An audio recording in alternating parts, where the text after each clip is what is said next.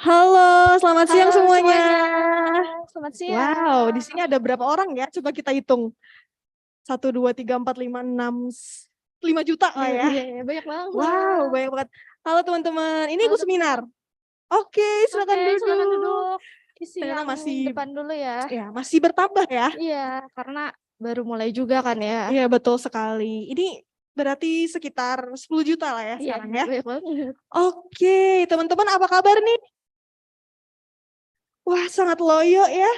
Coba deh aku mau Ayo kita tanya bangun dulu. semangatnya dulu ya. Ya, tanya dulu sebelah sini deh. Halo teman-teman. Boleh aku nanya kamu nggak? Ya boleh ya. Boleh. Coba berdiri dulu deh.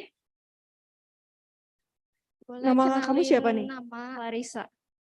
Berarti kamu jurusan CP atau CP? B26 ya? B26 berarti Maba ya, baru-baru ya? masih semangat, masih Iya, semangat. masih fresh. Di sini ada yang B25 nggak? Ayo ngacung yang B25. Wah, ada di belakang sana. Aku coba samperin. Samperin. Halo, kamu namanya siapa? Dari jurusan apa? Aku Jeremy. Berdiri dong Kak, berdiri dong Kak. Astaga. Gua Jeremy dari jurusan CP. B25 ya? Berarti ini Semangatnya masih sudah gede punya ya. bisnis ya? Iya, punya bisnis. Ya, sama seperti kita para MC ya. Iya. Oke. Kira-kira nih kita di sini mau ngapain ya? Ada yang tahu nggak kita mau ngapain? Ada yang tahu nggak kita sekarang sharing sama siapa? Mau ngebahas apa? Ada yang tahu nggak? Kayaknya pada nggak tahu ya. Nggak tahu ya. Mending kamu kasih tahu aja deh, Re. Kita mau ngapain? Oke, halo teman-teman semua. Kita di sini akan sharing sama Koko yang keren banget. Ia seorang entrepreneur yang sukses ya bisa dibilang, dan nanti kita bisa lihat perjalanannya dan gimana sih cara dia merintis karir dan sebagainya. Nanti kita bakal dapat insight yang bagus banget dan tentunya kalian harus nonton sampai akhir ya. Ya, betul sekali. Dan yang bikin mata aku eye catching dari tadi ya. Ini apa ya? Ini Ada apa? minuman yang lucu-lucu banget. Iya. Yang pastinya enak-enak dan Betul. beragam. Betul. Jujur aku tuh kayak aduh boleh nggak ya? Tapi kayaknya kalau panitia tuh dilarang ya teman-teman. Dilarang. Jadi buat audiens ya. Iya, jadi kita Aduh. sangat mengharapkan teman-teman di sini aktif supaya nanti dapat sesuatu, ya kan? Ini secara gratis kan ya, kapan lagi? Iya, betul. Nah, seperti yang udah dibilang sama Rere, kita di sini bakal seminar sama salah satu entrepreneur di Bandung, teman-teman. Keren banget. Iya, dan kalau teman-teman mau tahu nih ya, sedikit aku kasih tahu aja deh. Jadi, pembicara kita hari ini tuh dulunya kuliah di Unpar tapi jurusan teknik. Teknik Aneh nggak industri, iya. Aneh Padahal ya? iya, terus kerjanya jadi IT kan ya. Iya, Itu sangat-sangat berbalik sama sekarang dia merintis bisnis, membangun betul bisnis. banget. Betul Keren banget. banget kan? Keren Iya, dari teknik industri ke Ya, IT itu nggak sekarang nyambung bikin banget ya. bisnis, entrepreneur. Mohon maaf buat pemateri kita hari ini, tapi itu nggak nyambung. Tiba-tiba perintis bisnis, kan aneh sekali ya. Bener. Iya kan? Nah, daripada kita semakin penasaran nih, Kita penasaran gimana sih, kenapa dan gimana cara Koko ini membangun bisnis, dan kita bakal dengerin perjalanannya Ko Johan. Oke, kita boleh panggilkan kepada Ko Johan. Kepada Ko Johan, Tepuk tangannya dong. tepuk tangannya dong. Oke. Halo. Selamat siang semuanya. Oke. Sebelumnya saya mau bertanya nih. Ada yang udah pernah coba bisnis sendiri nggak? Ayo B25. Ada. B25. Yang udah punya coba bisnis sendiri? Belum ada nih. Teman-teman belum punya bisnis sendiri. Dengar-dengar katanya di Manawa harus ada yang mencoba bisnis ya? Iya, betul. Tuh, ada yang udah coba belum? Kalau saya aja gimana deh, Kak? Aku udah coba Boleh. bisnis. Boleh. Ini kayaknya Rosa pengen minumannya gitu dari tadi ya. Betul sekali. Oke. Udah semangat banget. Boleh. Oke, Rosa pernah bisnis apa nih? Aku udah bikin 2 bisnis sih sebenarnya kok. Yang satu itu aku ke passion tapi ternyata gagal. Ya. Oke. Jadi aku coba banting setir ke food and beverage dan ya sedikit demi sedikit lah kok. Oh gitu. Di Manawa nanti juga ada teman-teman, jangan lupa beli. Ko Johan juga kalau mau beli ya. Sekalian promosi. Bisa, bisa. Bisa. Oke, kalau gitu Rosa, kesalahan pertama ketika berbisnis menurut Rosa ini apa sih? Kalau dulu tuh ya, aku berekspektasi terlalu tinggi sih sebenarnya kok. Mm-mm. Jadi ketika aku bikin usaha fashion tuh kayak, wah ini bajuku nih pasti laku, beneran itu. Kayak mindsetku tuh langsung, wah pasti laku nih. Tiba-tiba didatangkan dengan pandemi, nah ternyata nggak laku kok. Oh gitu. Jadi sakit hati tuh karena kegagalan dan ya baru bangkitnya tuh kurang lebih awal tahun ini sih kok. Jadi yang F&B itu baru banget sih. Oke, thank you Rosa. Sama-sama kok. Teman-teman ada lagi nggak nih yang mau sharing, yang udah punya bisnis? Ayo, nggak usah malu-malu, Ayo, nggak usah jangan takut. malu-malu. Nanti ada hadiahnya loh. Seorang pembisnis harus berani dong untuk ngomong. Masa ngomong aja takut ya? Ada yang mau sharing? Yang mau sharing? Rere udah pernah? Aku aja deh kok yang sharing. Boleh, Rere.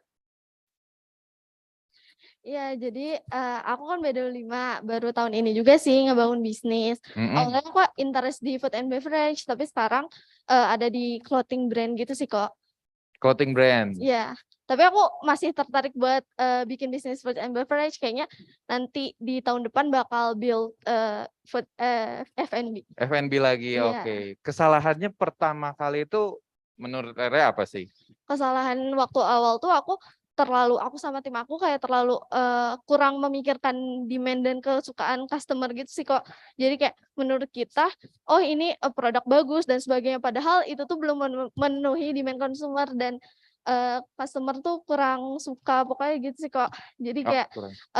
terlalu pede juga, bener kata Rosa tadi, terlalu pede dan maka dari itu sekarang juga kita lagi lihat-lihat yang lain gitu sih kok. Oh gitu, oke. Ada yang mau sharing juga nih kok. Oke, Ayo silakan.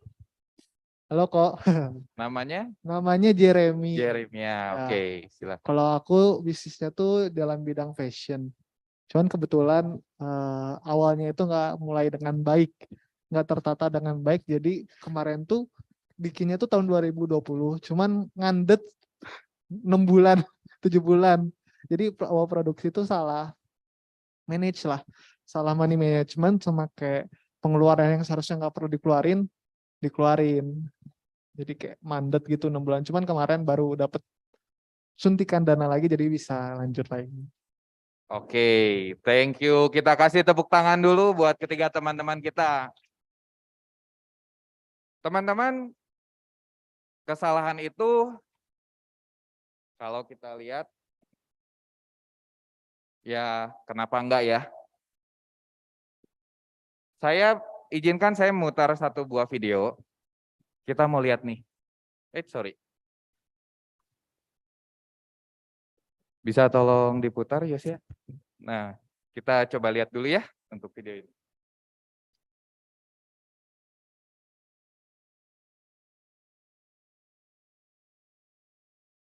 Do you know about the pot paradox? Let me explain. Imagine that two people are learning how to make a pot. Person one takes 5 hours to make one perfect pot, and person two takes 5 hours to make 5 pots. Who will make a better pot? It's actually person number two, the one who made many pots and failed many times. They did not worry about making the perfect pot. They just practiced and got better every time. This is the power of repetition. And this is what I did. Nas Daily was not built from one perfect video. It was built by making 1,000 imperfect videos. Before you become great, you have to fail 1,000 times. That's 1 minute.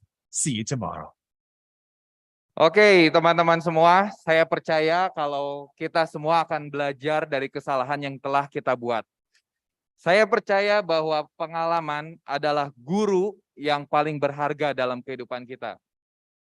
Dan melalui pengalaman ini juga, saya Johan, hari ini berdiri di depan kalian. Saya mau sharing bagaimana perjalanan saya membangun kedua bisnis saya.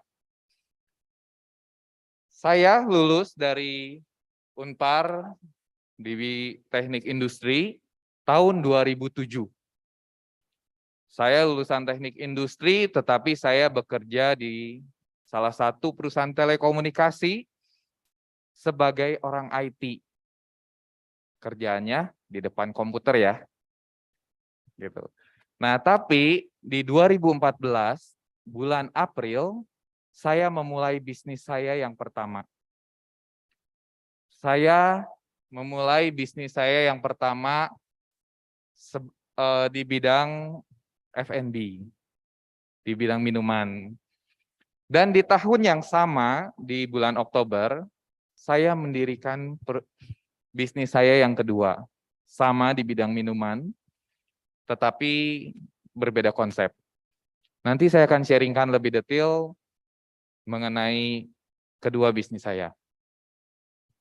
Nah, teman-teman, dulu saya pertama kali memulai usaha saya nggak ngerti apa-apa. Boro-boro ngerti ya, kerjaan saya di depan komputer. Nggak ngerti bikin bisnis itu gimana, nggak ngerti ngeracik minuman itu gimana, boro-boro ngeracik minuman. Di dapur aja jarang pisan gitu ya, jarang banget saya di dapur gitu. Nah, kemudian yang penting bagi saya, ya saya lakuin yang terbaik. Nah, teman-teman, ternyata membuka sebuah bisnis, kita tuh harus tahu, kita ini sebagai apa. Teman-teman, hari ini temanya kreatif yang entrepreneur ya, kalau saya nggak salah. Nah, entrepreneur ini apa sih? Saya coba googling nih, ya orang IT ya, kerjanya googling aja gitu. Nah, jadi saya googling saya mendapatkan menurut Thomas Zimmer, entrepreneur adalah seseorang yang menciptakan bisnis, menghadapi resiko, ketidakpastian, bertujuan mencapai laba serta pertumbuhan, melalui identifikasi peluang-peluang, melalui kombinasi sumber daya untuk mendapatkan manfaatnya. Saya kemudian berpikir, apa bedanya sama pengusaha? Sama nggak sih entrepreneur sama pengusaha? Sama nggak teman-teman? Ada yang tahu? Ternyata pengusaha dengan entrepreneur itu adalah dua hal yang berbeda.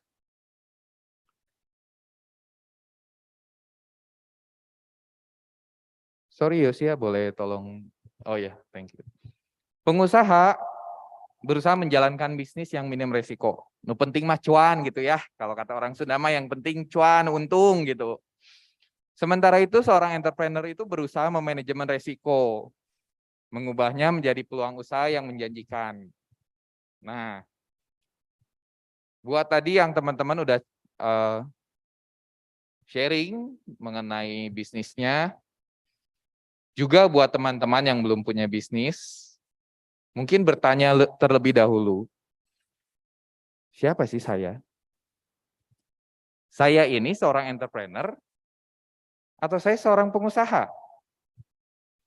Saya tuh lebih senang mengejar passion saya atau saya lebih senang mencari cuan, mencari untung?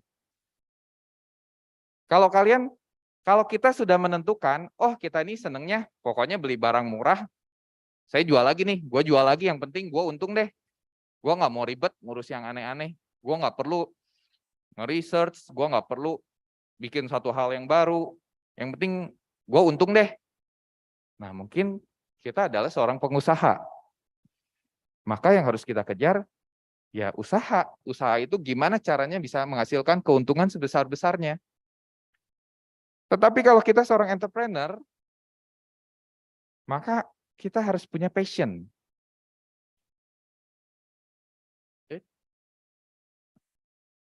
Sorry ya. Nah ini.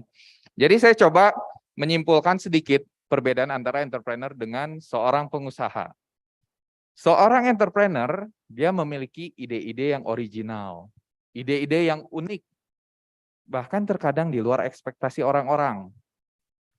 Seorang entrepreneur juga seringkali tertantang untuk memecahkan masalah yang ada di dalam suatu bisnis. Sedangkan seorang pengusaha cenderung mengikuti tren untuk dikembangkan menjadi bisnis sendiri. Balik lagi, bicara soal untung dong. Nah, entrepreneur dia tuh mengejar passionnya. Mengejar apa yang menjadi sesuatu yang dicita-citakan, sesuatu yang pengen dicapai. Sedangkan pengusaha, pokoknya saya cuan, pokoknya saya untung, untungnya bisa berlipat-lipat-lipat, sampai nggak ada batasnya, sampai saya mau beli apa, saya mau pengen apa, itu bisa. Itu pengusaha. Jadi mungkin bisa saya sedikit simpulkan bahwa seorang entrepreneur akan fokus pada prosesnya. Dan pengusaha akan fokus pada tujuannya. Nah, teman-teman, menjadi seorang entrepreneur itu nggak mudah. Kalau tadi Rosa cerita soal fashion ya, soal fashionnya, kesalahan yang Rosa cerita bukan kesalahan. Ada pandemik bukan menjadi hambatan buat kita berkembang. Tetapi justru sebaliknya, seharusnya kita menjadi lebih kreatif. Untuk memikirkan ide, bagaimana kita bisa mengembangkan mungkin yang belum pernah ada sebelumnya. Karena saya ngobrol sama teman-teman dari BINUS juga, kebanyakan bisnis itu di fashion F&B ya. Mungkin teman-teman pernah baca atau pernah dengar juga bagaimana fashion di masa depan. Kalau kita sekarang ke toko baju, kita mau beli baju, kita coba dulu. Kita ambil bajunya, kita coba. Terus kita ngaca gitu ya. Oh, pas nggak nih? Kurang apa? Saya pernah baca satu artikel bahwa ada satu penelitian IT di mana orang itu tinggal berdiri depan cermin. Saya pengen baju seperti apa, size-nya seperti apa, dia mau muter-muter seperti apa, baju itu benar-benar udah nempel seakan-akan dipakai. Ya, mungkin teman-teman baru dengar hal ini, mungkin ada yang sudah mendengarnya, tapi satu hal saya pengen sharing bahwa banyak sekali yang mungkin kita tuh belum tahu. Maka kita harus memperluas dunia pikiran kita. Teman-teman, ini di depan nih ada dua kacang lucu nih, namanya Twin Bean. Ada yang tahu nggak ini usaha apa? Ada yang bisa kira-kira? Ada yang mau nebak? Ada yang mau nebak ini? Kalau yang suka Korea nih, biasanya Korea-Koreaan. Aduh, ini nggak jalan poin. Oh, ada nih tipis. Nih, ada yang bisa bahasa Korea?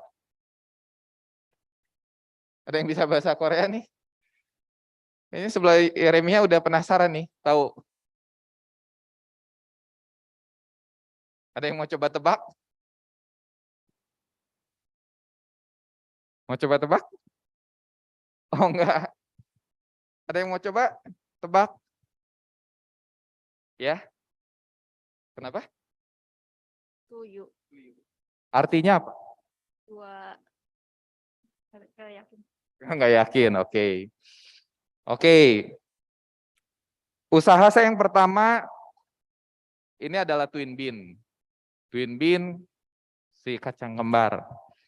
Saya usaha Twin Bean ini bergerak di susu kedelai. Susu kedelai tahu ya? Ada yang suka? Siapa yang suka susu kedelai? Wah, lumayan ya. Dulu saya mah boro-boro suka gitu. Cium baunya aja saya nggak suka, beneran. Aduh, cium papa saya suka minum susu kedelai, begitu dibuka, aduh saya jauh-jauh lah, nggak suka gitu. Tapi inilah usaha pertama saya mendirikan usaha susu kedelai. Awalnya saya mendirikan usaha susu kedelai itu,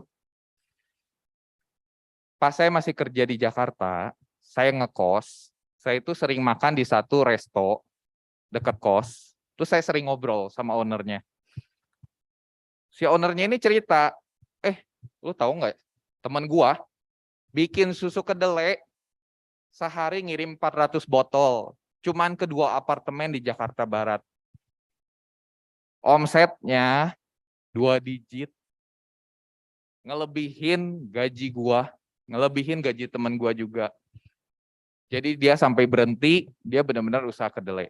Oke, waktu itu gue cuma dengerin, ya udah, kan gue masih kerja gitu ya, jadi nggak peduli gitu. Tapi di Oktober 2013, waktu itu saya keluar kerja, dan rencananya di Januari 2014 itu mau masuk ke tempat yang baru. Jadi ada spare di Bandung. Singkat cerita saya pulang ke Bandung, terus tergiur sama duitnya ya gitu. Gila, susu kedelai bisa omsetnya 2 digit gitu ya. Emang bener gitu? Nah, saya mulai cari-cari nih, cari-cari info. Berapa sih harga susu kedelai? Gimana sih cara bikinnya? Harga airnya berapa? Bahan apa lagi yang diperluin? Packagingnya harus gimana? Saya mulai riset satu-satu. Setelah saya research, kemudian ya udah, coba bikin dong. Pertama bikin, aduh, bau pisan. Nggak kuat baunya juga gitu ya. Cuman, ya udahlah, coba bikin gitu. Coba bikin, papa saya suka susu kedelai. Pah, nih cobain. Apa ini? Susu kedelai, Pah. Cobain. Papa cobain, tahu nggak ngomong apa? Ini apaan? Susu kedelai. Sama mang-mang aja jauh lebih enak mang-mang. Bayangin ya diomongin gitu sama papa sendiri gitu.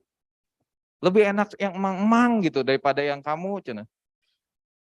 Nah, tapi jujur, saya jujur dengan diri saya sendiri bahwa saya nih nggak punya basic apa-apa. Saya nggak ngerti apa-apa. Bahkan saya nggak suka susu kedelai. Tapi saya dapat inputan seperti itu, justru menantang diri saya untuk buat minimal, waktu itu saya kepikirannya, minimal sama-sama yang papa saya suka. Sama mang-mang. Nah, jadi apa yang saya lakukan? I do repetition, I did repetition. Saya lakukan berulang-ulang, saya coba, saya berpikir positif, saya bilang, saya pasti bisa. Kalau udah ada contohnya, ada susu kedelai yang enak, kenapa saya nggak bisa bikin seperti itu? Pasti bisa, cuman caranya saya belum tahu. Ya nggak? Caranya mungkin saya salah. Jadi dari berpikir positif, saya coba kejar. Saya kejar, saya bikin, sampai akhirnya papa bilang, ya oke lah. Cuman masih kurang gini. Oh iya, buat saya pribadi udah seneng ya. Dibilang, ya oke lah, buat saya sih udah seneng gitu. Nah, dari situ saya ya udah akhirnya mulai melakukan eksperimen dengan berbagai macam jenis untuk soyanya.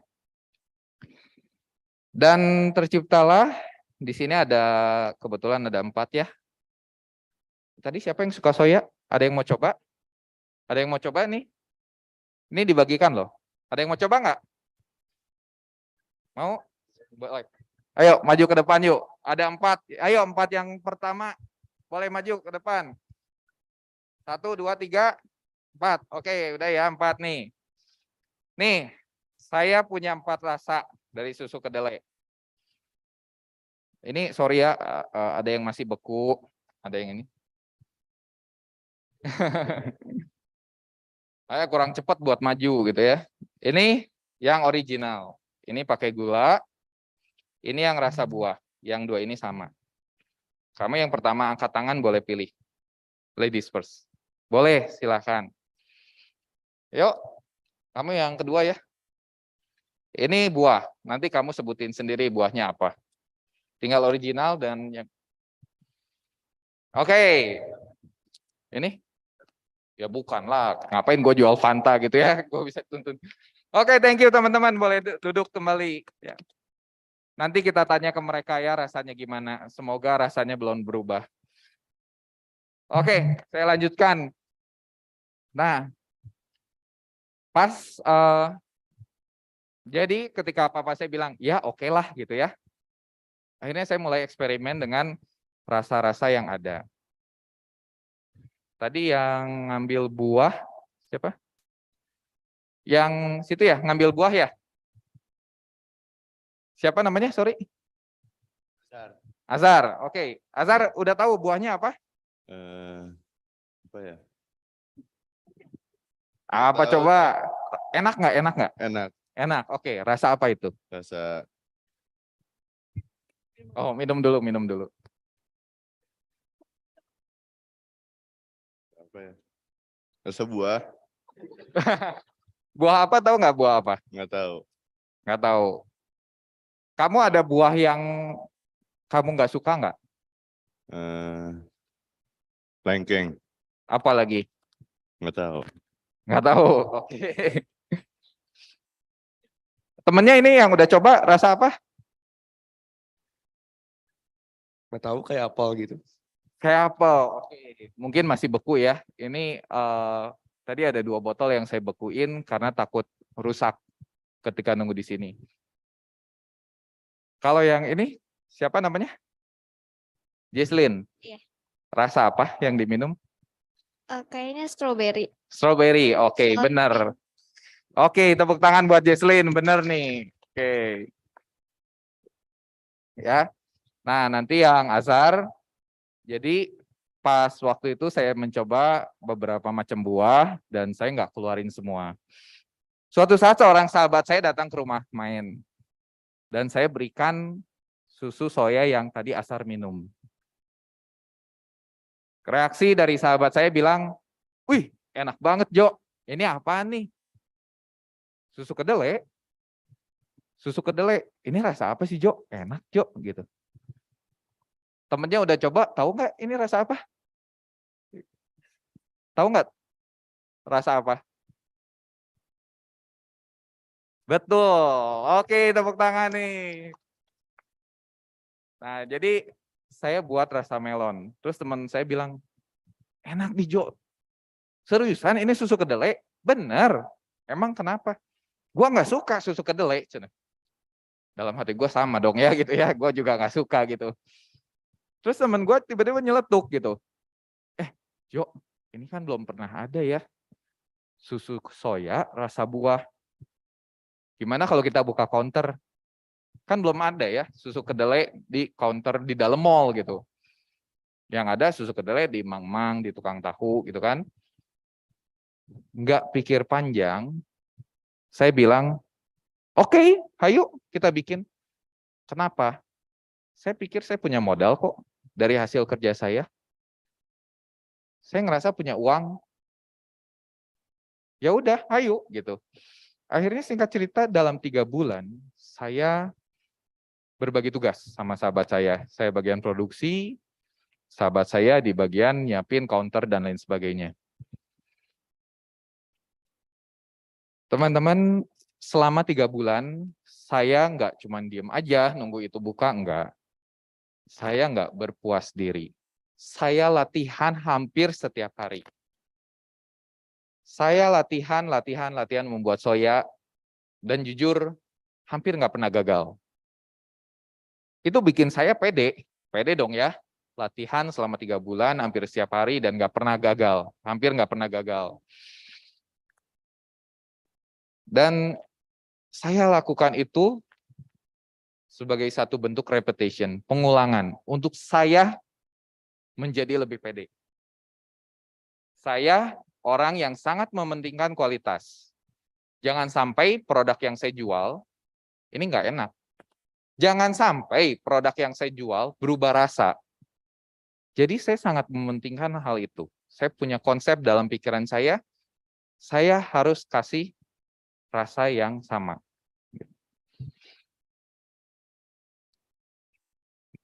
Nah, teman-teman, Saya ingat banget waktu itu kita mau buka hari Minggu di Mall BTC, Pasteur ya. Saya persiapin mulai produksi itu dari hari Kamis. Hari Kamis saya produksi, teman-teman tahu yang terjadi? Setengah dari produksi saya gagal. Tiba-tiba jadi tahu, bau. Waktu itu saya berpikir, masih ada hari Jumat, saya masih bisa kejar. Saya optimis, saya bisa kejar. Hari Jumat saya bikin lagi, gagal lagi. Saya udah mulai stres nih, udah mulai bingung. Aduh, kenapa ya?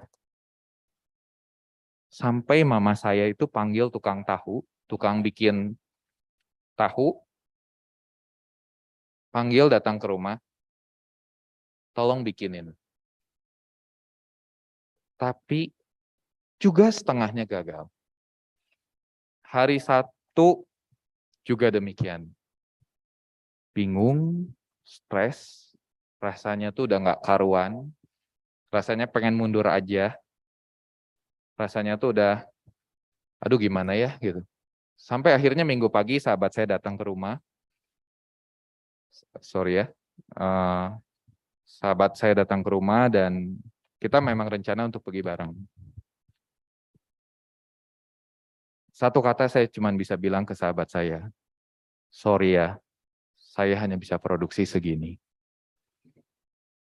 Saya udah nggak bisa apa-apa lagi dan akhirnya kami berangkat. Teman-teman tahu, kita manusia itu hanya bisa berusaha. Kita hanya bisa bekerja keras. Tapi yang menentukan itu yang di atas. Hasil yang rusak itu hampir 100 liter. Selama Kamis sampai Sabtu saya produksi, hampir 100 liter susu kedelai itu rusak. Tapi,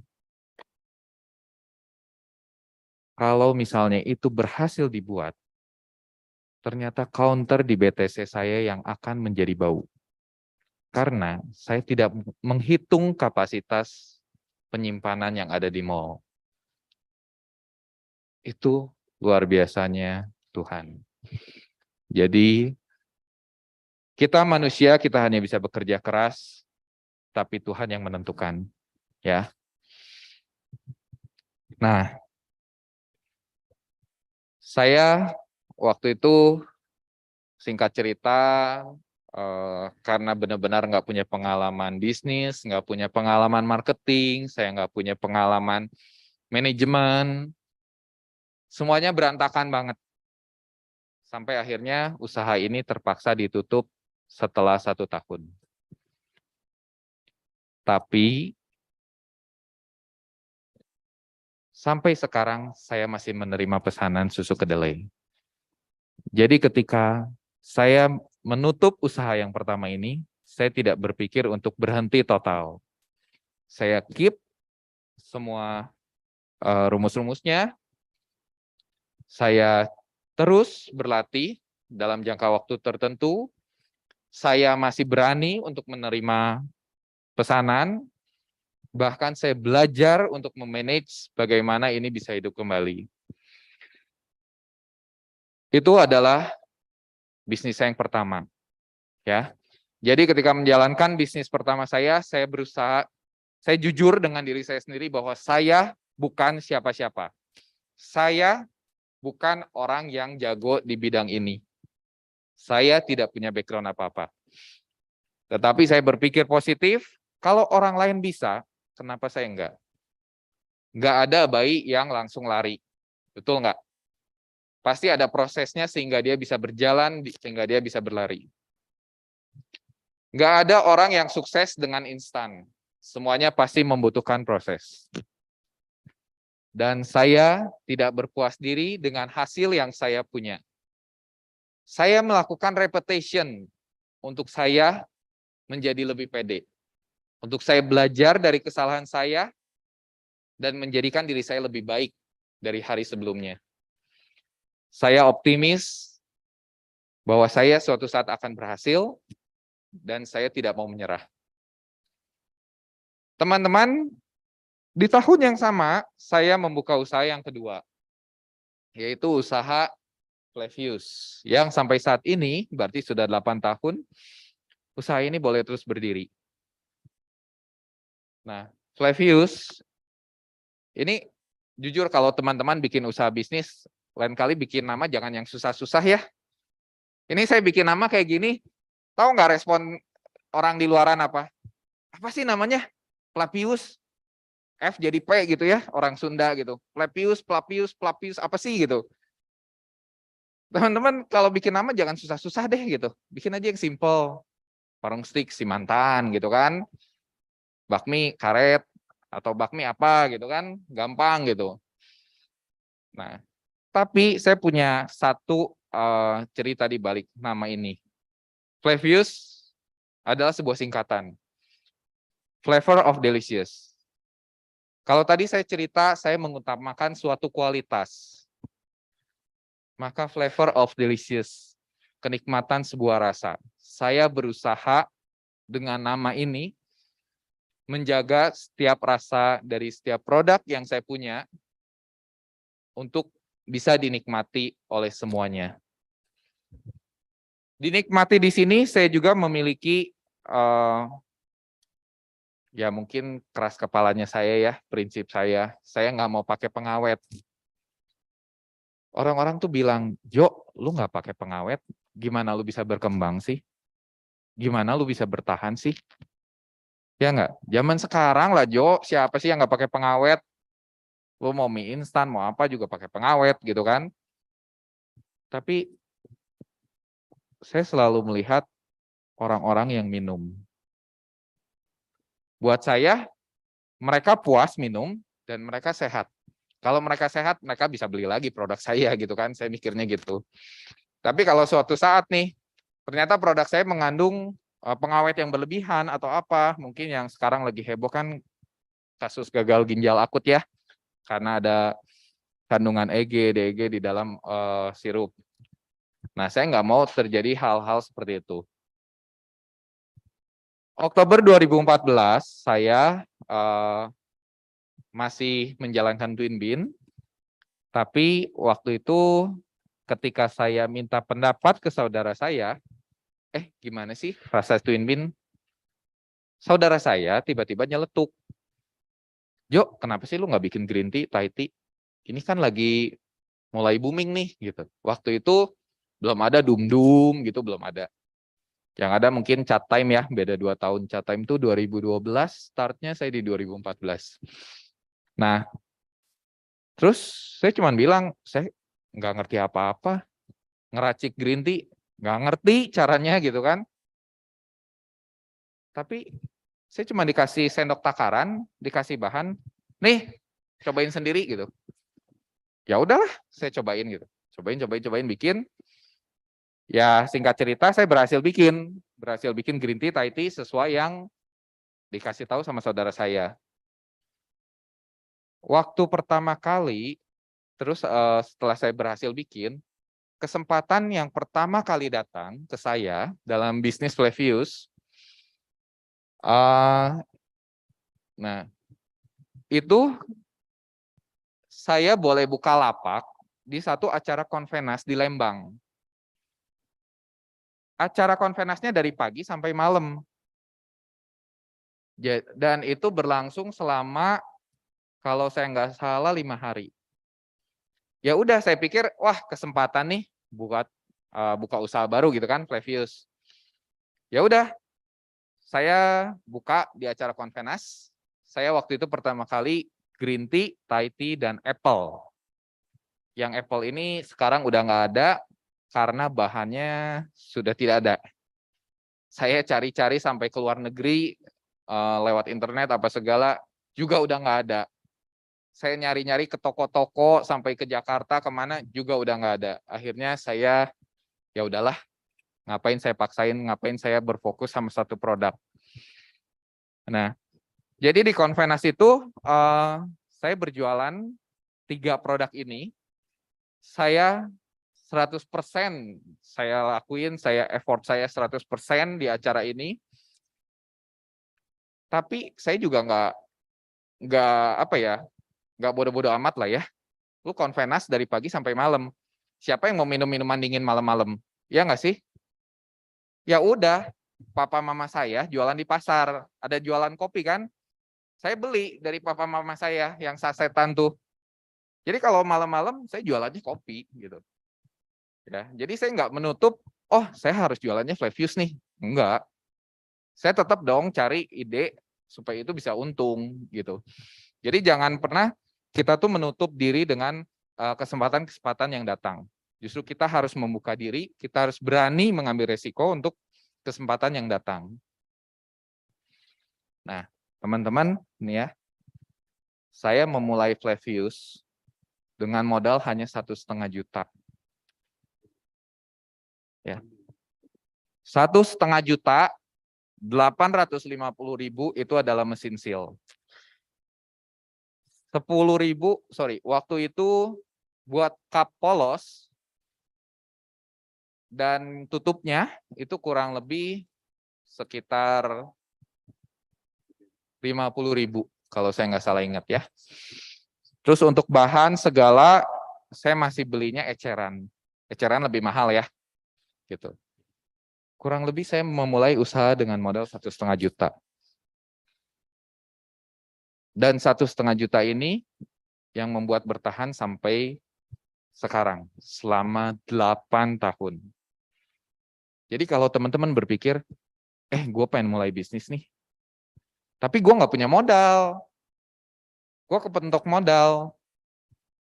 Teman-teman nih, saya mulai dengan 1,5 juta loh. Kalau saya bisa, teman-teman kenapa enggak? Ya enggak?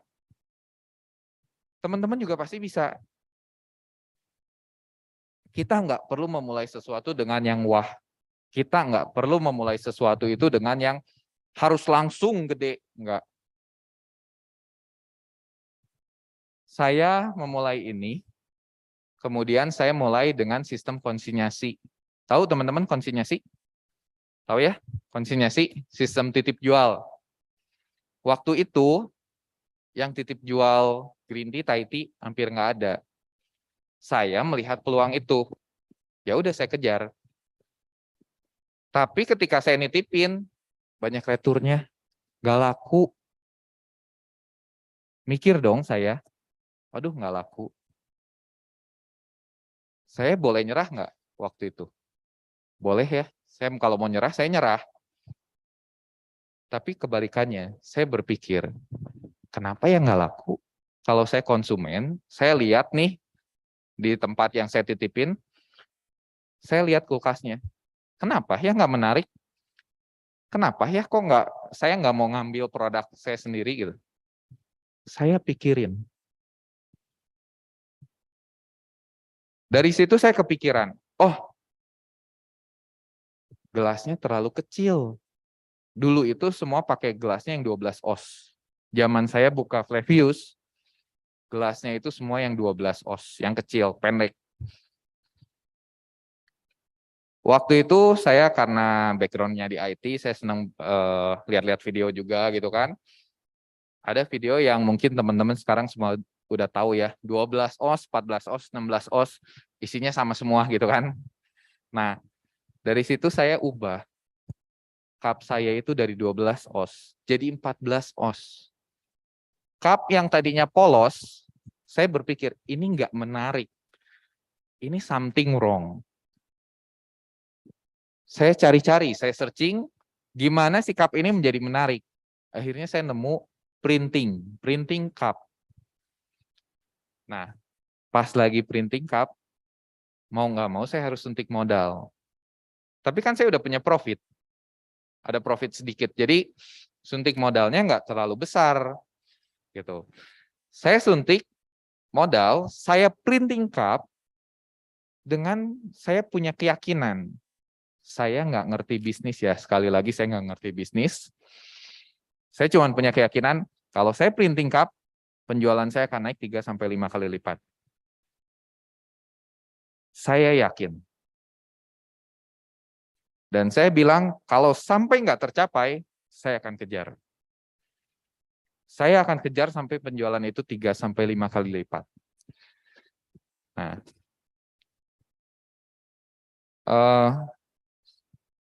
jadi saya berani mengambil resiko dengan saya sudah memperhitungkan targetnya berapa, dan saya nggak mau melakukan kesalahan yang sama seperti Twin Bean. Saya ngerasa punya duit, asal keluar duit, dan akhirnya saya rugi. Ketika saya menutup usaha saya yang pertama, saya rugi puluhan juta. Untuk counter, untuk pegawai, untuk bahan, dan lain sebagainya. Dan yang kedua ini, ketika saya mau suntik dana untuk printing cup, saya mikir. Dan saya berusaha untuk nggak ngehamburin uang yang saya punya. Tetapi bagaimana saya memanage resiko, bagaimana saya mentargetkan bahwa penjualan saya bisa mencapai target. Itu.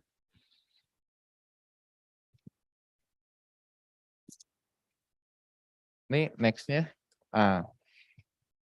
Jujur saya bukan seorang pembisnis. Saya bukan seorang yang punya background di bidang manajemen. Posisi saya waktu itu mungkin sama dengan teman-teman semua sekalian. Yang baru, yang nggak tahu apa-apa. Yang cuman punya ide, gue pengen di fashion, gue pengen bikin makanan ini.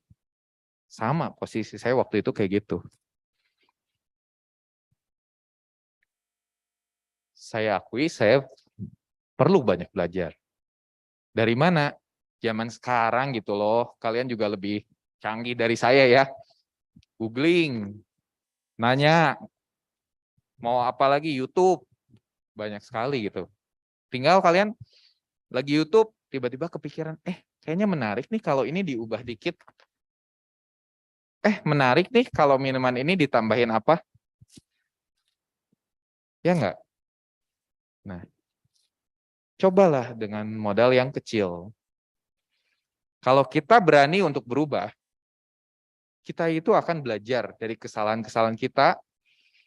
Kita akan tahu mana yang terbaik dengan diri kita. Kita akan tahu apa yang mau kita capai sebenarnya. Nah, teman-teman,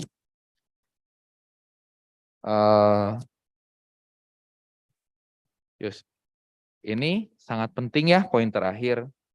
Mau mendengarkan dan belajar dari orang lain. Saya percaya pengalaman adalah guru yang paling berharga. Tapi kita nggak harus ngalamin sendiri kan? Tuh nggak? Kita boleh dong belajar dari pengalaman orang lain. Bangunlah network bersama dengan teman-teman, seangkatan, beda angkatan, dengan para pengusaha yang ada, banyak para pengusaha muda sekarang. Belajarlah mendengarkan.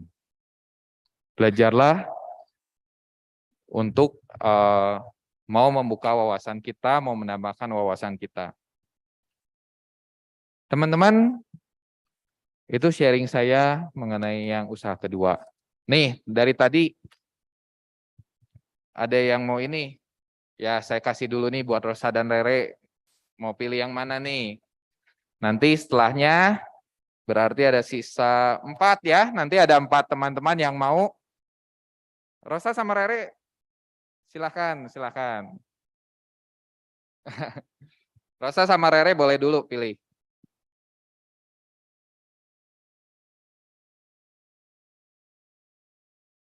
Coba Rosa dicoba dulu. Fanta bukan? Fanta bukan? Tadi katanya Fanta cina. Iya merah betul. Coba dulu Fanta bukan? Soda ya. Harusnya soda ya kalau merah-merah gini. Cobain. Coba dulu tuh. Bukan, gila enak banget. Oh bukan soda katanya ya. Oh iya, thank you. Ya jadi yang tadi nyangka Fanta nanti boleh minta coba ya ke Rosa. Teman-teman ini ada 4 lagi nih. Yang mau boleh maju ke depan. Ada yang mau? Itu udah mau maju kok mundur lagi. 1, 2, 3, satu lagi. Ayo. Ayo satu lagi, ada yang mau?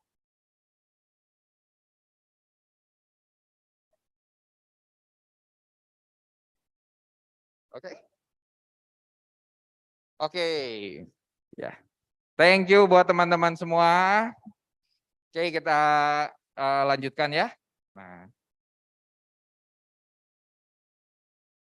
Ya, yang mau saling tukeran dulu gitu ya. Ini udah panas-panas siang gitu kan, udah waktunya makan gitu.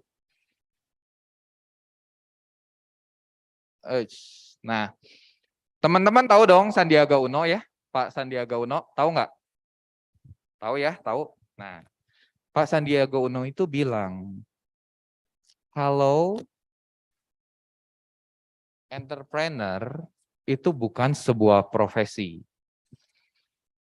Entrepreneurship adalah sebuah mindset.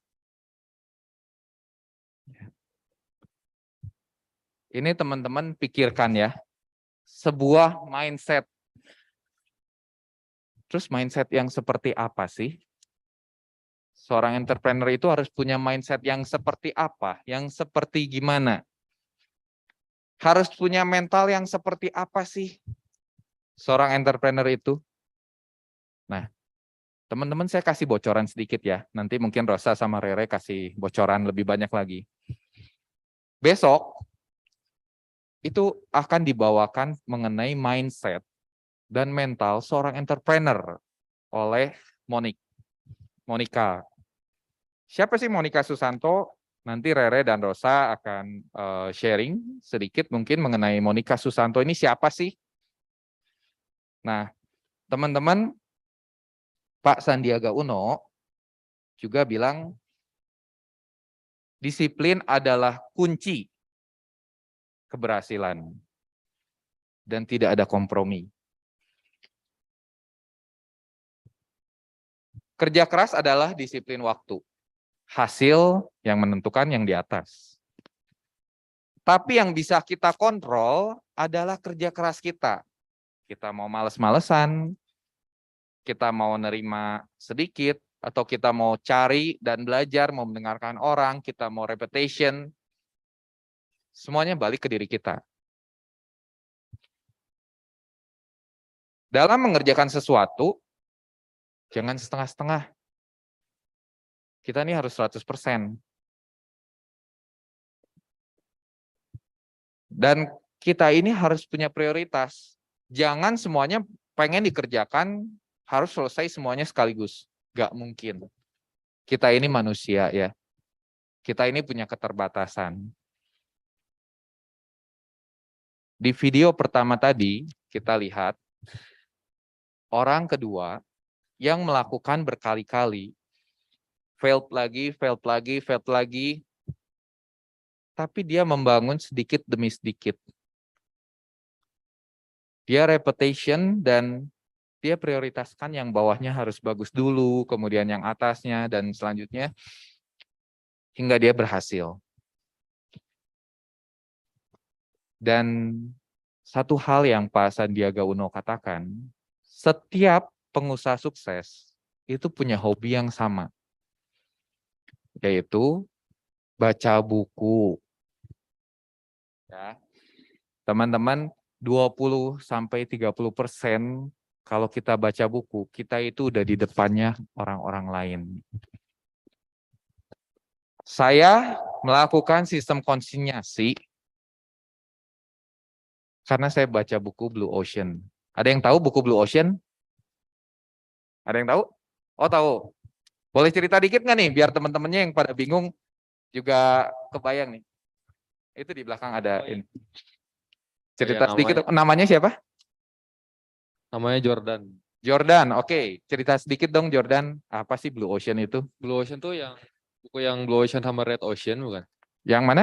Blue Ocean sama Red Ocean perbandingannya. Betul. Boleh cerita sedikit nggak? Blue Ocean ini apa, Red Ocean ini apa, dan kenapa sih kok lu baca buku ini gitu?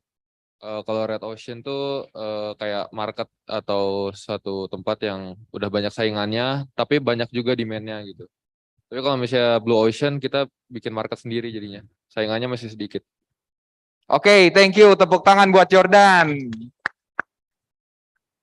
Teman-teman lihat ya, Jordan baca buku Blue Ocean. Dari penjelasan Jordan, kita mikir nggak sih? Ada Blue Ocean, ada Red Ocean. Oh, ternyata ada pasar yang marketnya udah banyak, ada pasar yang marketnya masih sedikit. Betul nggak? Saya masuk ke dalam Blue Ocean. Saya ngelihat, kenapa sih orang nggak mau konsinyasi? Returnya takut banyak, takut rugi. Nah, kalau udah tahu alasannya, ya kita dong yang ngakalin gimana caranya returnya nggak banyak, gimana penjualan tetap banyak. Itu tergantung dari diri kita sendiri. Teman-teman tahu, saya kemudian lanjut baca buku Copycat. Ada yang tahu Copycat? Copycat? Nggak ada yang tahu. Copycat, kalau kemarin ketemu Valen, Valen bilang ATM, amati, tiru, dan modifikasi ya. Kalau gitu semua pada tahu ya ATM ya. Nah itu padahal awalnya dari buku Copycat gitu. Nah teman-teman, kemudian saya baca satu buku juga mengenai Robert Kiyosaki. Ayo ada yang tahu nggak? Terkenal nih Robert Kiyosaki. Kuadran, cash flow kuadran. Baca? Tahu? Oke. Ada yang baca nggak cash flow kuadran by Robert Kiyosaki? Nggak tahu ya. Nanti mungkin teman-teman bisa baca ya. Itu menarik. Justru membuka pandangan saya ini pengen ada di kuadran berapa. Singkat cerita ada 4 kuadran, cash flow kuadran yang Robert Kiyosaki jabarkan. Dan saya pengen ada di kuadran terakhir. Di mana saya punya penghasilan pasif, saya punya waktu buat keluarga saya punya waktu untuk saya menjalankan hobi saya. Seperti apa? Baca bukunya ya. Ini bukan promosi, bukan apa, tapi saya mendorong teman-teman semua untuk mau membaca buku. Nah, terakhir, kita harus punya daya saing yang tinggi. Jangan kita terhambat suatu masalah, kita mundur. Jangan kita menghadapi suatu masalah, udahlah, saya nyerah. Teman-teman, saya percaya kita semua ini adalah orang-orang yang kreatif. Kalian, jauh lebih kreatif kalian. Jauh lebih berani kalian untuk mengambil suatu tindakan. Saya percaya semua teman-teman yang hadir di sini, baik di tempat ini maupun online, saya percaya kita semua ini bisa. Kita semua ini mampu melakukan apapun yang kita mau selama kita berjuang. Izinkan saya putar satu buah video untuk menutup sharing saya hari ini.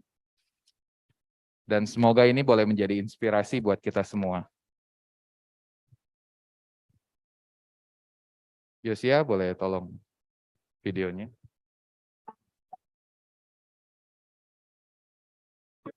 My commitment and obsession is always to be better today than I was yesterday. If I have to make sacrifices to do that, so be it. If I have to tell that person I can't go out drinking with him anymore, so be it, because that's not what I value.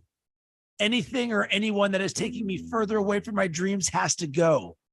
I'm committed to self-development, not self-destruction. And you know, any person that is meant to be with me on the journey will choose that higher road with me. Yes, a tougher road, but it's a much more rewarding one. I want my life to mean something, to be able to look back at my life and say, yeah, I made some tough decisions, but they were the right decisions. So many people don't get it. They piss their life away every weekend for what? So they can complain about their current circumstances for the rest of the week? Screw that. No chance. I'm in charge of my own life. It's all on me. I take responsibility, I take action, and I get shit done. You will never hear me complain about another person or circumstance as the reason I'm not where I want to be. If I don't like where I am, time to knuckle down and work harder. I am a perfect reflection of the hard work or lack of work I put in. And luck, that only comes to those who have paid their dues.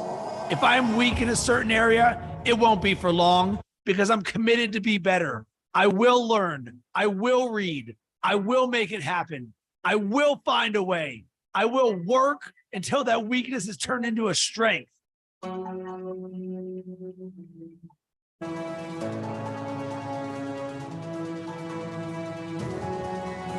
one can beat me because I don't give up. I'm relentless. You might knock me down, but I never stay down. It's time to rise. Rise up to your potential. Rise up past your limitations. Rise up past your family or friends' limitations. Set the standard for those around you. Don't conform to the standard like a sheep. Get out and lead the way. Get up, rise up, man up.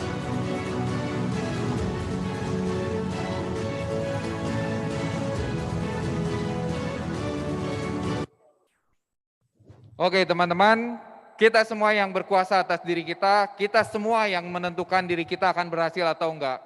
Just do the best and let him do the rest. Thank you teman-teman. Wow, tepuk tangan dong. Bener-bener ya, sharing kali ini beneran luar biasa banget kok. Keren banget kok. Kira-kira teman-teman di sini ada yang mau bertanya nggak?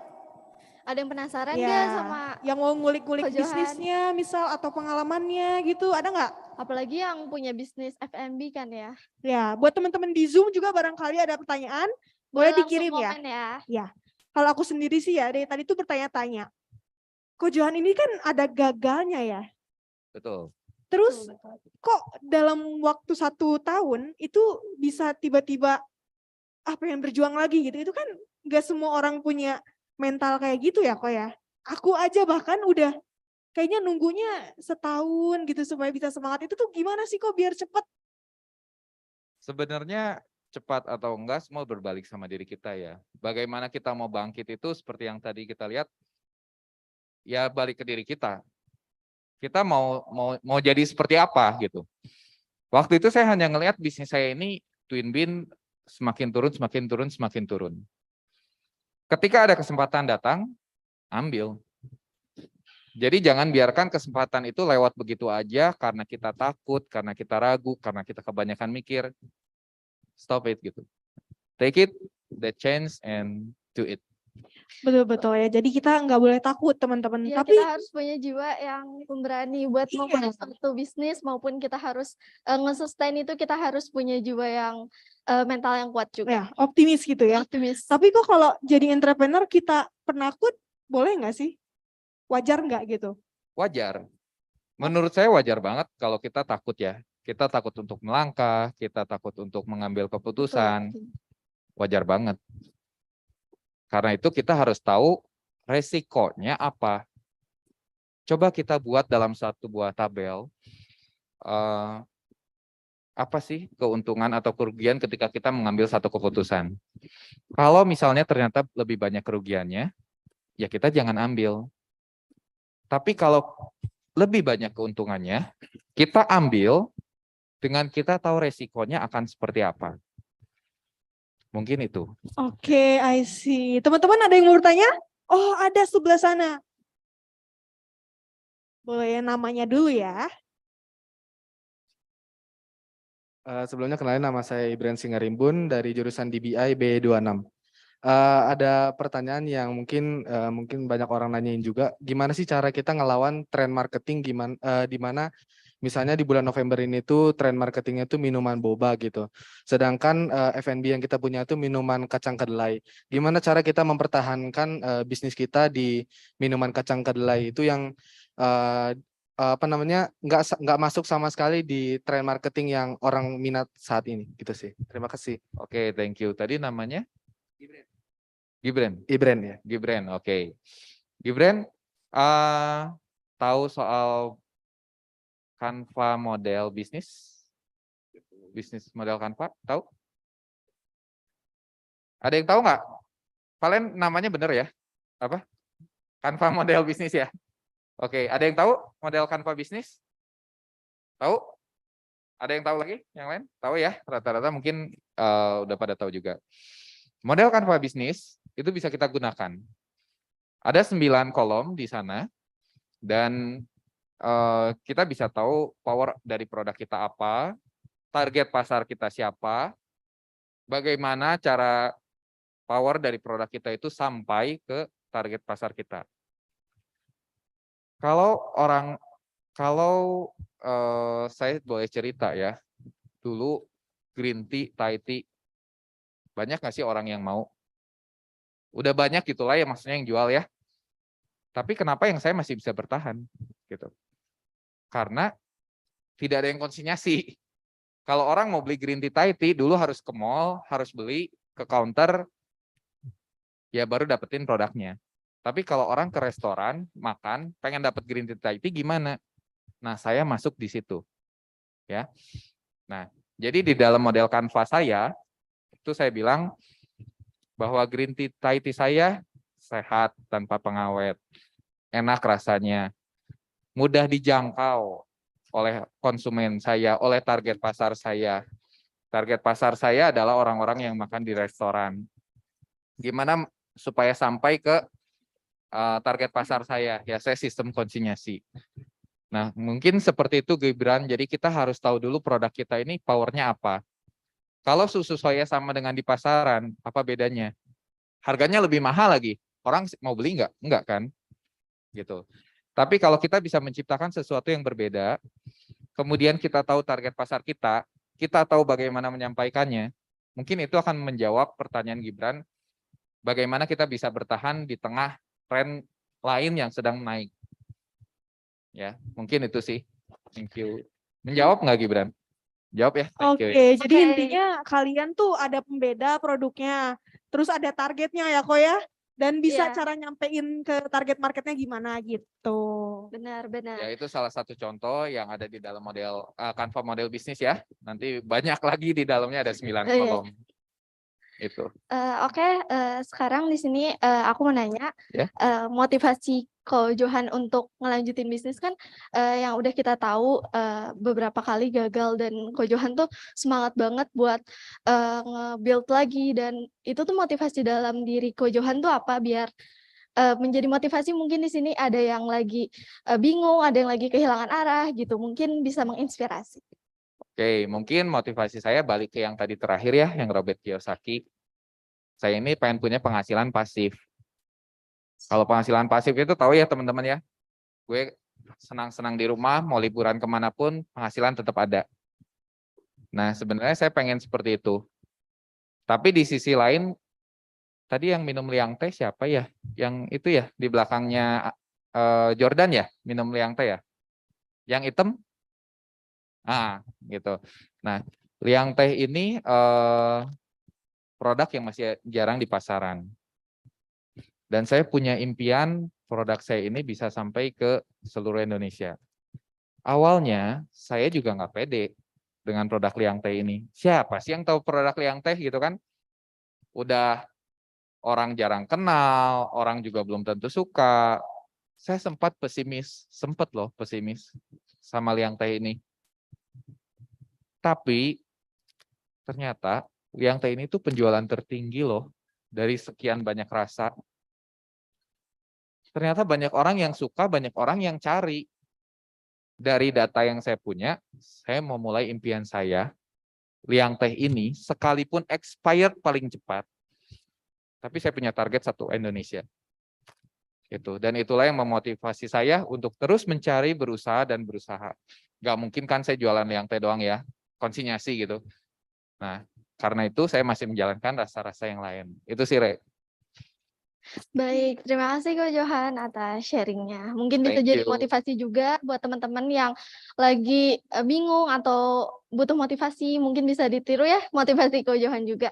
Iya, apalagi kan anak-anak prodi CP tuh harus Iya. punya bisnis teman-teman sebelum lulus, ya kan? Di BI juga harus Iya, punya betul. bisnis. Mungkin boleh nggak nih nanya, teman-teman kira-kira ada yang kebayang nggak sih? Kalian lulus dari BINUS ini, ada yang udah punya impian nggak sih? Punya planning mau ngapain gitu?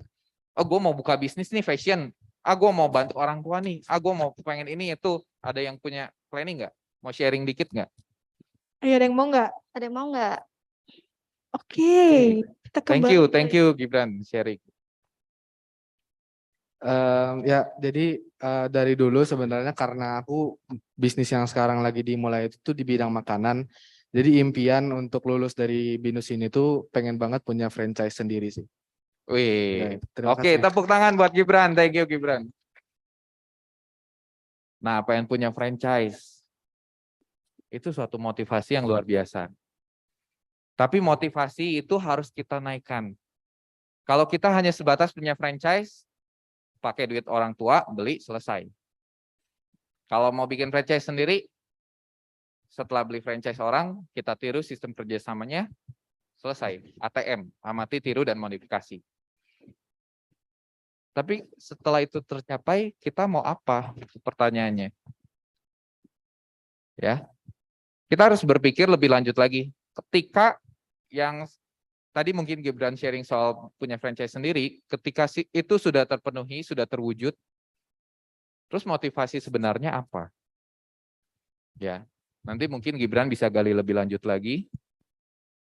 Motivasi saya membuka franchise makanan, itu pengen seperti apa sih? Pengen supaya semua orang itu bisa menikmati makanan yang saya buat sendiri, misalkan. Pengen supaya semua orang ini punya, bisa ngerasain martabak, martabak apa gitu kan, atau makanan yang benar-benar saya ciptakan sendiri, misalkan. Itu adalah motivasi yang lebih jauh lagi. Nah, teman-teman, buatlah motivasi itu bertahap. Sekarang punya motivasi apa? Sebelum ini tercapai, buat motivasi baru. Sebelum tercapai, buat motivasi baru. Ya, supaya itu yang membuat kita terus-menerus semangat untuk melakukan segala yang usaha yang kita lakukan. Mungkin itu sih. Oke, ada teman-teman yang mau bertanya lagi? Kira-kira? Ayo. Yang di Zoom juga bisa nanya ya, langsung bener aja di komen. Ya, ada yang mau tanya nggak? Kalau nggak ada, aku lagi deh. Kok kan Koko ini kerja di bidang IT ya? Yes. Kalau kita teman-teman tahu nih, anak IT itu gajinya gede banget. Dan aku udah sempat searching-searching tuh. Itu tuh lumayan ya, udah zona nyaman banget ya. Tapi kira-kira nih kalau Koko bandingin sekarang sama ketika kerja jadi IT tuh lebih enak mana? Ya, kalau boleh jujur, IT yang saya masukin itu adalah SAP. SAP mungkin teman-teman ada yang udah dengar, ada yang belum ya. SAP adalah System Application and Product. Program yang mengintegrasikan seluruh bagian. Jadi si SAP ini memang kalau untuk di bidang IT, gajinya sangat tinggi. Gitu. Gaji tertinggi dari SAP itu $10.000 per bulan. Di Abu Dhabi ya. Gitu. Ini sekedar bocoran aja gitu ya. Nah, kalau ditanya dari duitnya jelas nyaman di IT. Lu datang kerja nggak datang kerja lu digaji. Lu tetap dapat duit gede. 2 digit pasti, gitu kan? Tapi kalau ada proyek ya lembur. Ya udah konsekuensi kan? Balik lagi yang saya cari adalah waktu. Ada cerita di balik kenapa saya pulang ke Bandung dan akhirnya saya memulai bisnis saya. Ya ini mungkin out of the topic sedikit ya. Jadi saya dulu tuh anak yang pembangkang lah. Bisa dibilang saya nggak rukun sama orang tua. Selama saya kerja di Jakarta, saya jarang banget kontak sama orang tua saya. Bahkan sampai koko saya tuh bilang, lu udah jarang pulang, teleponlah minimal seminggu sekali. Nanyain kabar mama papa kek. Atau lu kasih kabar gitu. Juga nggak saya lakuin. Saya cuma bilang, iya kok, ya gampang. Gitu. Tapi ya pulang juga main sama teman, nggak ada bantu orang tua. Singkat cerita, pas Oktober 2013 itu saya pulang, saya nemenin mama saya ke Singapura selama 1 bulan. Saya nemenin mama 1 bulan, karena waktu itu mama diperiksa paru-parunya, dan dokter di sini itu bilang, semoga bukan tumor ya. Koko saya yang memang tinggal di Singapura bilang, langsung bawa ke sini. Oke, bawa ke sana, saya lagi kosong, saya ikut pergi. Ya di situ saya mulai ngerasain, gila ya, gue kerja 6 tahun di Jakarta, nggak kontak sama orang tua, seasal gue gitu, karena gue ngerasa udah punya duit. Gue ngerasa ya udahlah, gue udah bisa hidup sendiri gitu kan. Gitu. Tapi pas satu hari sebelum hasil mama saya keluar, itu koko saya ngajak saya ya waktu itu mama saya bilang gini, kalau ini cancer, mama nggak mau diobatin. Itu bikin saya hancur. Ya, saya ngerasa yang selama ini saya tuh nggak pernah care sama orang tua. Saya benar-benar cuek. Saya ngerasa punya duit sendiri. Saya ngerasa gue udah bisa hidup sendiri. Ya di situ saya benar-benar ngerasa hancur. Jadi waktu itu saya memutuskan uang bukan segalanya. Tapi waktu yang boleh saya habiskan bersama mama saya, itu jauh lebih penting. Jadi saya memilih untuk memulai bisnis, dan di dalam perjalanan bisnis saya yang pertama atau yang kedua, peran mama, peran papa buat saya sangat besar. Dan itulah yang membuat saya memilih untuk meninggalkan gaji yang besar, dan saya bersusah payah di dalam bisnis ini, belajar lagi dari nol, berusaha lagi, karena saya yakin suatu saat pasti saya akan berhasil. Itu sih. Luar biasa. Boleh tepuk tangannya dong teman-teman? Wah, Benar. keren banget. Keren Jadi banget kok. uang tuh nggak penting, Bukan yang penting segalanya. waktu. Benar-benar. Ko Johan pinter banget ngambil opportunity, dan kadang di hidup juga kita dihadapkan oleh pilihan, kita harus memilih jalan yang passion kita dan yang menurut kita itu baik. Iya betul banget. Terima kasih Ko Johan sharing hari ini. Terima kasih Ko. Terima kasih Ya, semuanya. kita jadi dapat I- insight yang banyak. Insight yang banyak Oh, banget. Val. kita ada pertanyaan. Boleh dibacain Rere? Oke, halo Pak Johan, mau bertanya, kapan kita tahu kita harus pivot dalam menjalankan bisnis? Seperti Pak Johan sebelumnya yang berpindah dari Twin Band ke Flyfish. Terima kasih kok. Oke, ini dari Givari ya. Terima kasih buat pertanyaannya Givari, dan mungkin saya coba jawab. Kalau misalkan kita udah tahu bisnis yang pertama ini mungkin turun, ataupun sebaliknya sudah sangat settle, dan ada kesempatan baru yang datang, kita ambil. Tapi sebalik lagi, kita harus punya mindset dan mental yang benar lebih dahulu. Ini saya jadi spoiler nih buat yang besok ya, saya spoiler dikit. Jadi besok itu Monica Susanto, seorang wanita muda, ini bayangin ya, wanita muda, sama seperti teman-teman. Dia tadinya punya satu restoran dengan 20 karyawan. Sekarang dia punya 2 restoran, 70 karyawan. Nggak cuman itu, dia punya usaha Kokoniko. Nah, kalau teman-teman tahu Kokoniko, atau nanti di tanggal 5 dia akan buka stand juga. Dia punya usaha Kokoniko. Yang sehari itu punya target 3.000 kaleng harus terjual. Selain itu, dia punya usaha telur yang sudah masuk ke supermarket.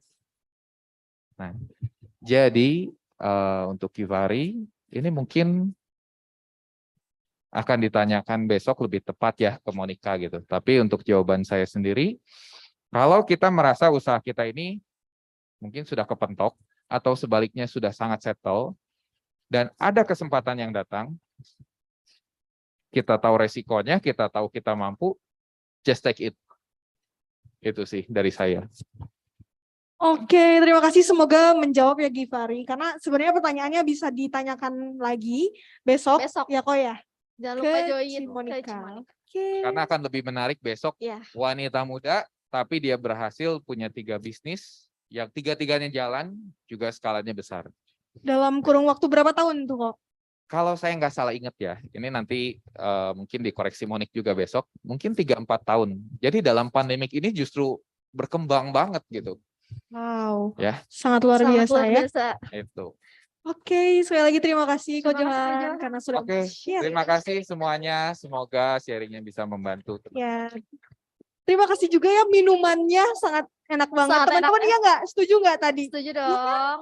Kalau ada masukan soal minuman boleh ya. Nanti di kontak aja. Mau nanya juga Instagramnya apa kok? Flavius T ini. Flavius_T. Oh oke. Flavius_T. T. Boleh, berarti kalau ada masukan tentang minuman boleh ke Instagram Boleh langsung aja ya? Atau sekarang mau di story boleh. Jangan lupa tag Flavius T sama Manawa Festival. Bener banget, di storyin. Sekalian promosi ya kok ya? Ya, silakan. Oke, terima kasih Oke, terima kasih Ko. kok. Oke, thank you semua. Oh ya, satu hal lagi gini. Sorry ya, ini nambahin dikit ya. Oh, silakan. Jadi ini ada tim saya nih, Vincent. Teman-teman tahu nggak?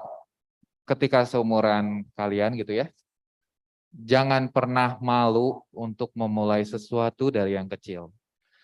Vincent ikut saya 6 tahun ya, atau 8 tahun? 6 tahun. Nah, 6 tahun dari mulai awal kuliah, dia mau bantu saya berani memulai dari kirim barang, kemudian dia memanage di dalamnya, kemudian dia memberikan ide. Dulu saya agak keras, dia pas Vincent bilang, kok ini zamannya orang jualan literan. Terus saya tuh, aduh nanti dululah. Teman-teman tahu, ketika saya nggak mau mendengarkan dia, saya sudah melewatkan peluang yang dikasih. Ketika saya ngikutin idenya Vincent, penjualan itu jauh meningkat. Ya, jadi kita mendengarkan, masukan, belajar itu kita nggak lihat usia, kita nggak lihat siapa, dan memulailah segala sesuatu dari yang kecil. Sebab tidak ada keberhasilan atau kesuksesan itu yang instan. Itu aja sih. Thank Ya, you. terima Ya, kasih terima kasih, Ko. Ko. Bener ya, jadi kesuksesan tuh dimulai dari Dari hal-hal kecil. hal-hal kecil, jangan lupa prosesnya dinikmati dan dijalani. Iya, terima kasih Terima kasih, Ko. Kak. Buat teman-teman jangan lupa diisi Isi exit ticket ya. tiket ya buat poin SAT sama sertifikat. Oh ya, dan di sini aku mau nge-highlight sedikit perkataan Ko Johan tadi. Ada bedanya antara entrepreneur dan pengusaha. Kalau entrepreneur tuh kalian membangun bisnis yang kalian memiliki ide-ide kreatif dan kalian tuh menyelesaikan masalah itu buat ada tujuannya. Sedangkan kalau pengusaha itu kalian berpacu pada hasil dan menguntungkan cuan aja. Maka dari itu buat teman-teman yang bercita-cita menjadi entrepreneur harus dibangun mindset-nya, mentalnya. Ya, betul. Gimana cara bangun mental sama mindset ya, Mindset. sorry. Ya ampun, sampai belibet. Ya, gimana cara bangun mental sama mindsetnya itu susah banget. Makanya teman-teman kalau ada seminar tentang mindset dan mental itu kita mending ikutan aja deh. Dan kebetulan Manawa juga ngadain entry session tentang yang Mindset temanya dan itu mental, ya. Itu tuh kapan sih? Jangan lupa join juga besok oleh Cimonik yang tadi Ko Johan udah highlight. Besok jam 11 juga. Ya, betul. Jadi jangan lupa buat datang karena ada yang onsite. Teman-teman yang onsite kita ramein lagi ya. Dan tapi kalau misalkan kalian nggak bisa onsite, bisa Zoom karena ilmunya, insight-nya Sangat bermanfaat. Iya, betul sekali. Oke, ngingetin sekali lagi Jangan lupa exit ticket. isi exit ticket ya buat sertifikat sama SAT. Ya, betul. Yang di online juga, online maupun onsite wajib mengisi ya. Ya, wajib mengisi. Oke, teman-teman karena takut hujan lah ya, mending kita sudahi acara ini. Iya. Oke? Teman-teman terima kasih yang sudah menyempatkan waktu. Menyempatkan waktu buat yang onsite juga maupun yang online udah nonton dari awal sampai akhir. Kita mau Iya. bilang makasih banget, dan buat Ko Johan dan tim juga kita mau bilang makasih. Udah ngasih insight yang sangat bermanfaat tentunya buat kami yang para calon entrepreneur. Kita ada sesi dokumentasi dulu sebentar, jadi tim Boleh. dokumentasi boleh dibantu? Ya. Kita fotonya kayak gimana? Boleh di set up? Bagusnya gimana? Ada sana aja.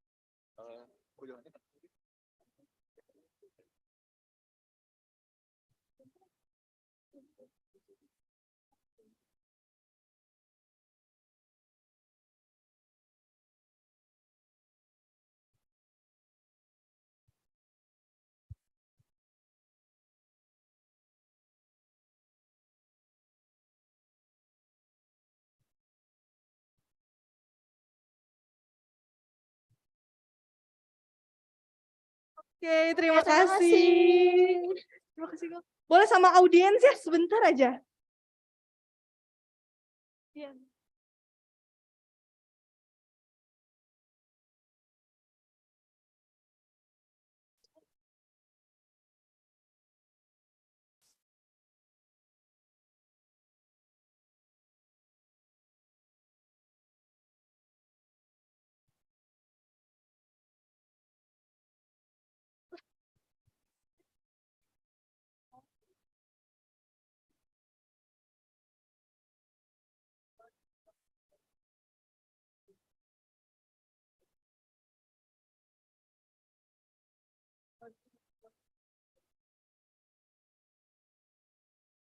Oke, terima kasih teman-teman yang di Terima kasih, onsite. teman-teman. Buat yang di Zoom, halo yang di Zoom. Kalian on cam dulu ya, karena mau di screen share. Yuk on cam, yuk on cam. Buat yang belum on cam, boleh on cam ya. Soalnya kita mau ngadain dokumentasi. Iya, coba di on cam dulu teman-teman. Yang di onsite terima kasih ya. Terima kasih ya, hati-hati. Sampai ketemu di entry session selanjutnya. Ya, jangan lupa join ya besok. Yang di Zoom udah pada on cam? Oke, lihat. Wah, kelihatannya muka-muka ganteng, muka-muka cantik. Harusnya dari tadi kalian on Iya, cam. betul. Biar kelihatan semangatnya. Yuk, bisa yang belum on cam? Boleh on cam, yang bisa on cam, ayo on cam. Biar kita ada dokumentasi juga Iya. sama Ko Johan. Tuh. Kita tunggu 1 menit ya. 1 menit kali ya, kita tunggu buat pada on cam. Yuk, on cam yuk.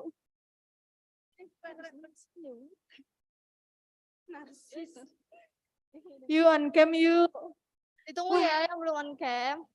Masih sedikit ya. Yuk, ada Putri, ada Salma, ada